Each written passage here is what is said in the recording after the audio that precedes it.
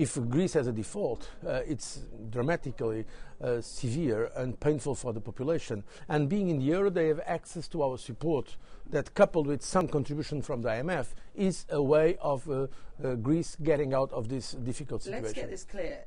Can they be forced out by other euro members? We are not forcing them out, but when a country is not able to fulfill its obligations, I mean, the conclusion is obvious, and they know that.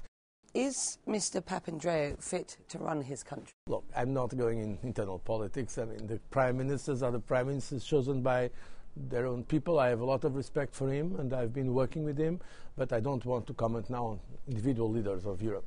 Meantime, the baton of concern passes to Italy. Mr. Sarkozy here, the President of France, said yesterday at this summit that the credibility of the Eurozone was on the line and that Italy must provide further assurances that its deficit reduction package is on track. Have you seen those assurances or heard those assurances? Yes, we have heard those assurances, and in fact we are working with the Italian government, but now the key is implementation. I believe Italy will be able to overcome the current difficulties. The problem is, Mr. Barroso, that nobody's seen the details of what they call this anti-crisis deal. Have you seen those details, and can he get this implemented? In fact, we are going now in a mission there, our team.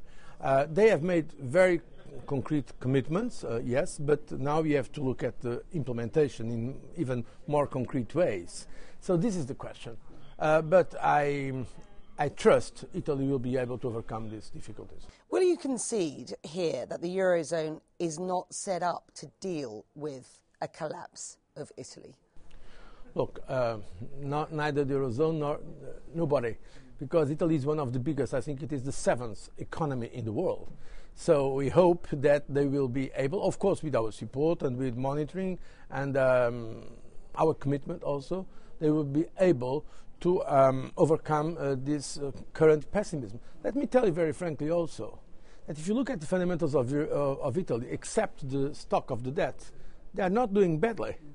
There is also some problem here of psychology, of the perceptions, global perceptions. Sometimes they are unfair. The solution to the Eurozone bloc's problems depend on Europe. Not my words, but the words of the President of China. It doesn't sound like the words of a man prepared to fund or help fund the bailout plan at this point. So what percentage of those $3 trillion in reserves are you looking for them to invest in Europe at the moment? I'm not asking anything specific to the Chinese except to work for their own interest. What we believe is that all the surplus countries, but that's a problem that exists with or without the current euro area problems, all the surplus countries have to give a contribution to the global economy stability. Because if all of the countries would be surplus, it would be impossible.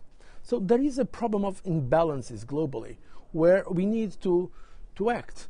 What happens, Jose, if this European debt crisis can't be stabilised? It will be stabilised. And I can tell you now, working day and night sometimes on these issues and knowing now the determination of all the countries, that it will be stabilized. I have no doubts about it. My message, namely to my friends outside of Europe, that they may trust the euro. The euro remains a very strong and stable currency. Do we really have the instruments for global coordination? Is the IMF, for example, credible enough at this point? We have to look at the different institutions. The IMF, critically, needs more firepower as well, to use the expression that now is popular, and the Financial Stability Board. One of the conclusions, hopefully, of this summit will be the institutionalization of the Financial Stability Board, so to give it legal personality. It's also important. So yes, my answer to you is yes, we need to do more in terms of structures of global governance.